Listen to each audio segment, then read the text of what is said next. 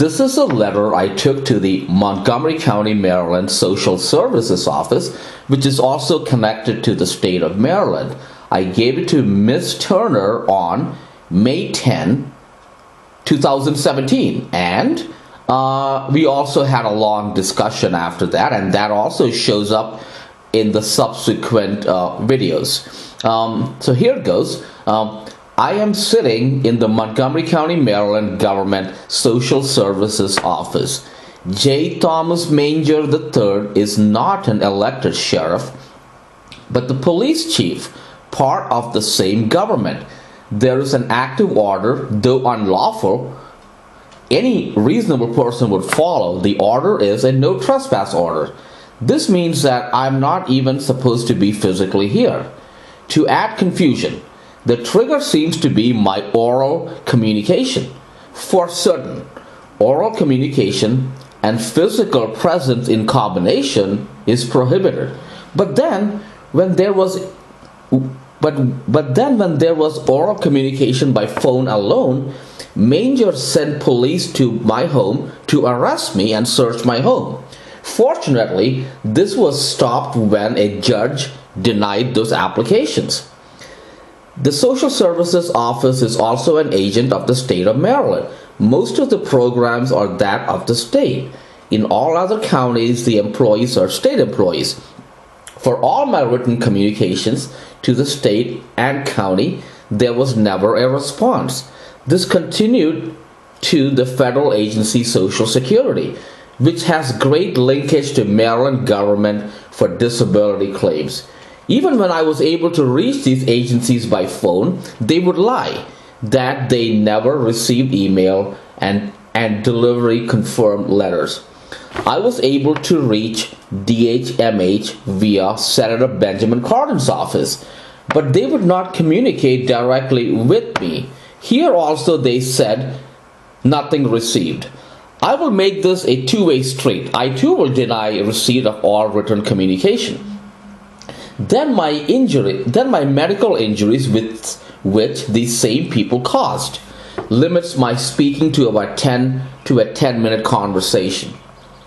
This medical sign also is an overt example of the nature of the injuries. They rapidly get worse and worse.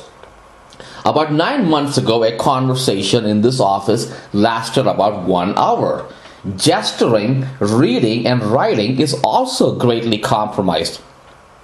Gesturing likely would also trigger police action.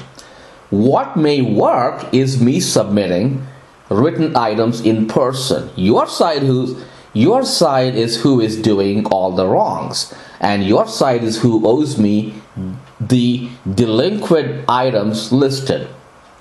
Now I put in bold, I have an emergency medical condition as defined by federal law. I need these items today. 1. Everything, all data about me within the possession of Montgomery County government, Maryland state government, and Social Security Administration.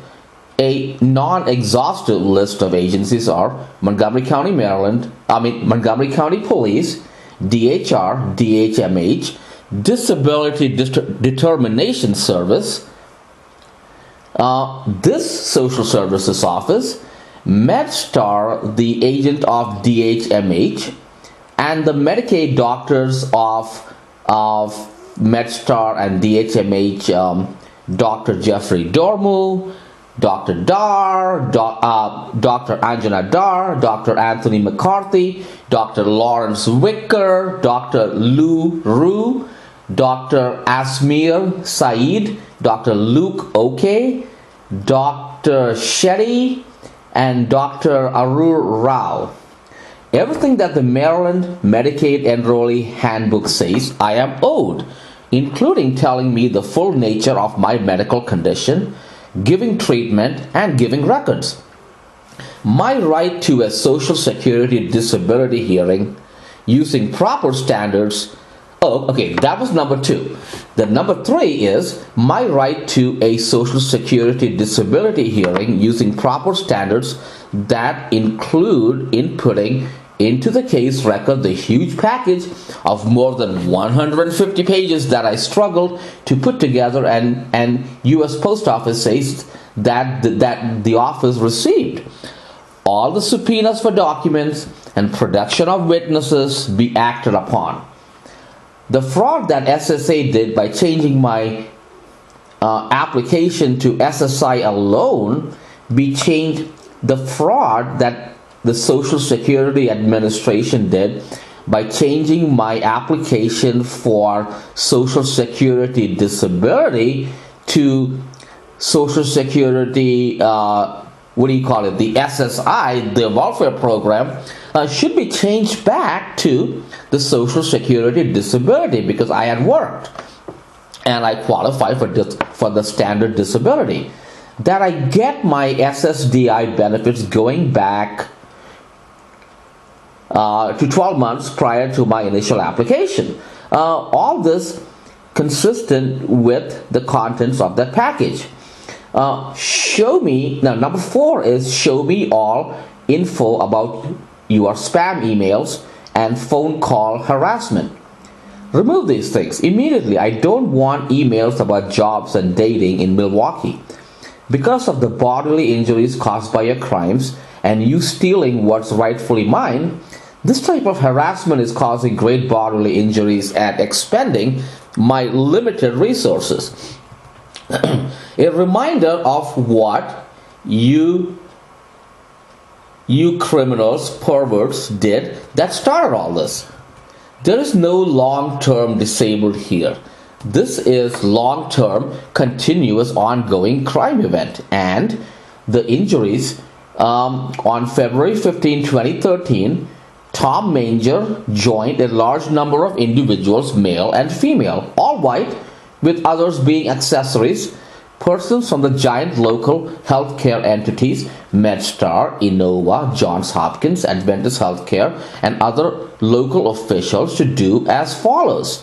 When I was getting a simple MRI test, the tech had been trained by Dr. Jeff Jacobson to insert a needle into an artery in the left hand.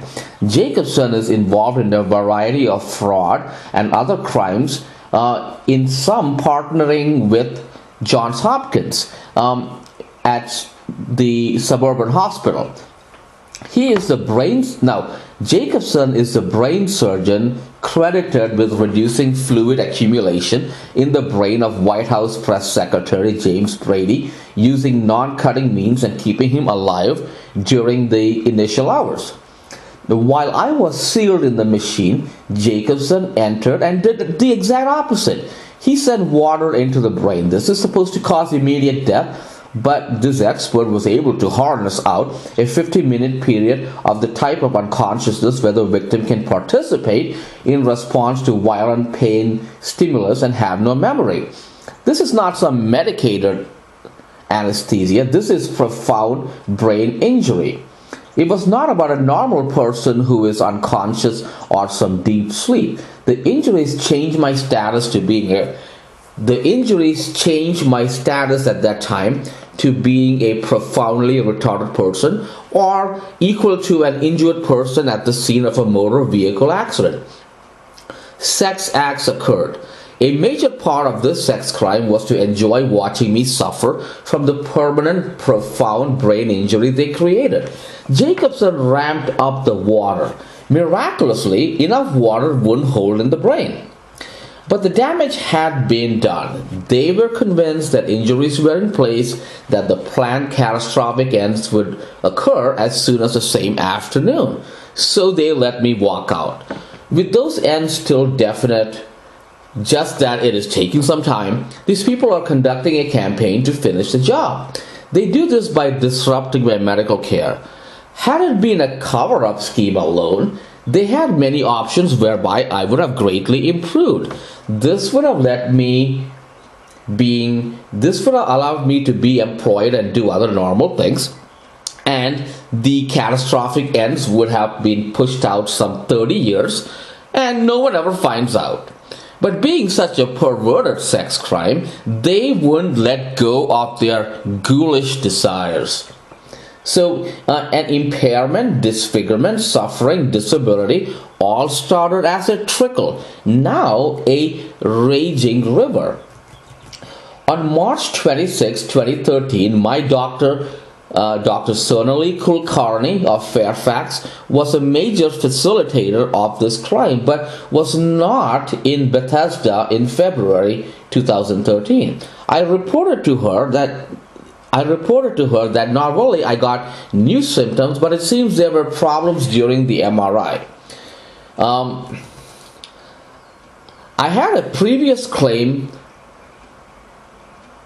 I had a previous claim for Social Security disability, and which I should have gotten, but I think since I was looking mainly okay, even though it was wrong, they didn't follow the correct standard, they denied me, because it's not about me looking mainly okay, it's about the ability to work a 40-hour work week. And then on April 12, 2013, out of the blue, I had an attorney, Stephen Shea, who was very confident he could easily do the job, appealing the case in federal court. Now, I was actually needing accommodations for work, and I was going to be working in some kind of a federal job or a state government job. And so I had the two things going on at the same time, the disability process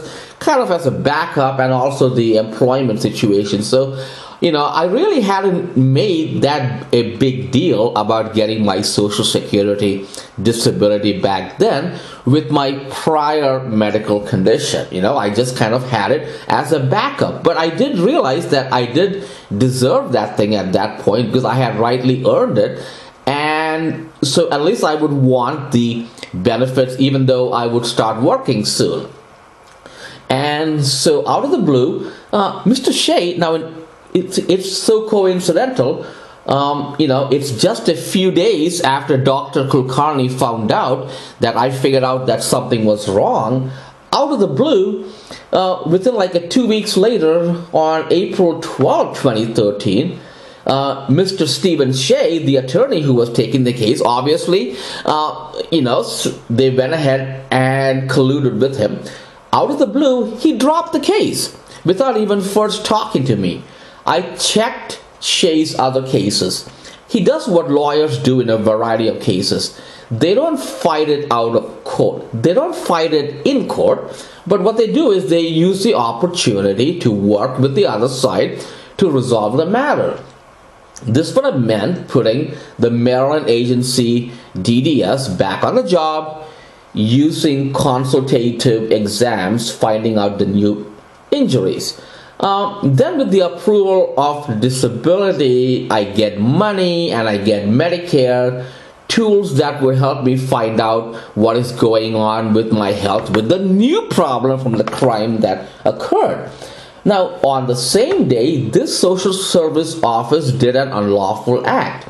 It is unlawful to mail out unsolicited material or material unrelated to an active case. Not only is there the cost, but the reason for the law is likely that someone else in the household finds out secrets or gets a misunderstanding by the material. Even with this law breaking, it was not malicious or by the employee's conspiracy. Now, I want to change my letter thinking it's possible that it was malicious all along. But anyway, so I think what I guess there is some physician called and tried to stick me into the program. Even though I was not qualified, I was looking for a job and all at that time. I wasn't even interested, and I was just trying to get my disability stuff as either as a backup or also since it was something owed to me for the time I wasn't working, because I did qualify for it. Anyway, and so